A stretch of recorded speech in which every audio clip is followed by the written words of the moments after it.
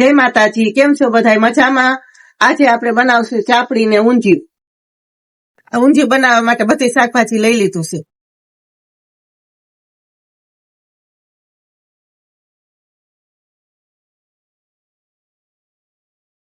હવે આપણે આ બધી શાકભાજી બાફવા મૂકી દઈ.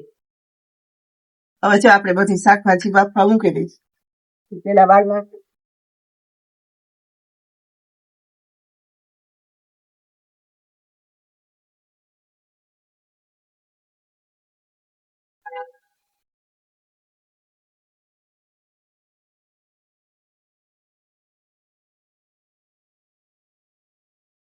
હવે આપણું શાકભાજી બફાઈ ગયું છે તો આપણે કુકર ને નીચે ઉતારી લઈ.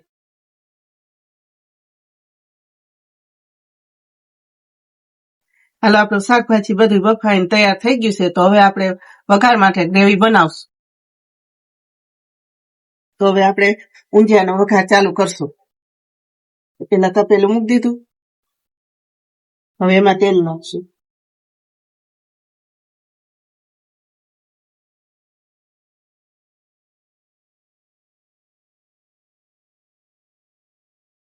હવે આપણે વઘાર ચાલુ કરશું. એમાં નાખશું આખું જીરું,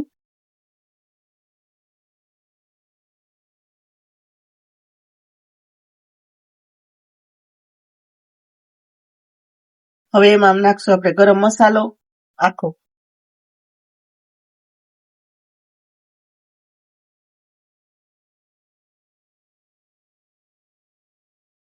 પછી નાખશું ડુંગળી,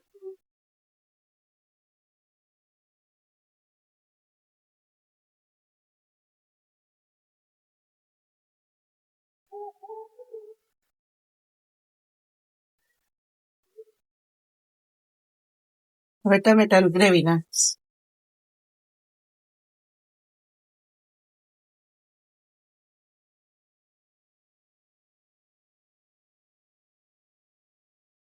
હવે આદુ લસણની પેસ્ટ નાખશું.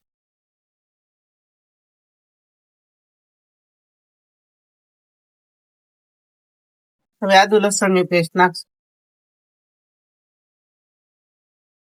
અને એમાં થોડી હળદર નાખીશ, ધાણા જીરું નાખીશ, લાલ મરચું નાખીશ,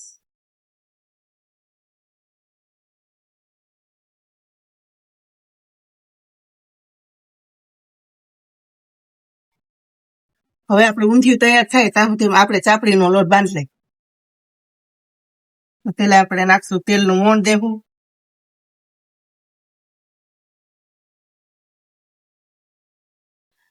એમાં આખું જીરું નાખશું,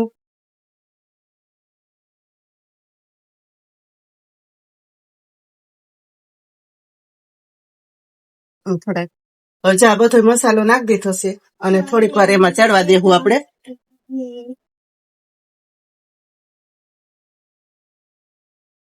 થોડુંક પાણી નાખ. હવે આપણો લોટ બંધાઈ ગયો છે, આપણે ચાપડી બનાવવાનું ચાલુ કરી.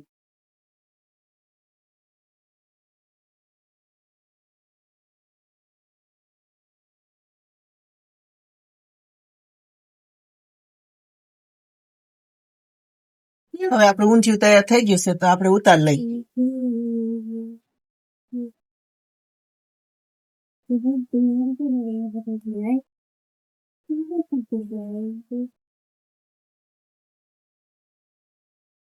હવે આપણે ચાપડી તરવાનું ચાલુ કરી દીધું છે.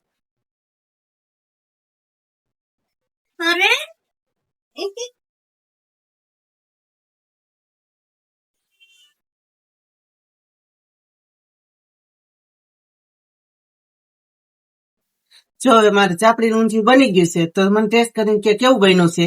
ટેસ્ટ કરીને કહું.